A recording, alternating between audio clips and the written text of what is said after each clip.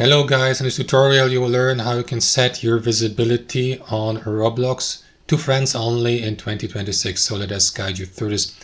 So let me show you how you can do this on PC or laptop. In the first step, launch the Roblox application on desktop computer or laptop. Log into your account, of course, and click into more on the left hand side. After that, click into settings here. After that, guys, what you want to do is navigate to privacy and content restrictions. Wait for a brief moment so that this menu may load. And then guys, here you will see on the left hand side privacy and content restrictions. From there, what you want to do is click into visibility here. Next, click into visibility again. And then here you can set your online status, who you want to give the permission to see your online status.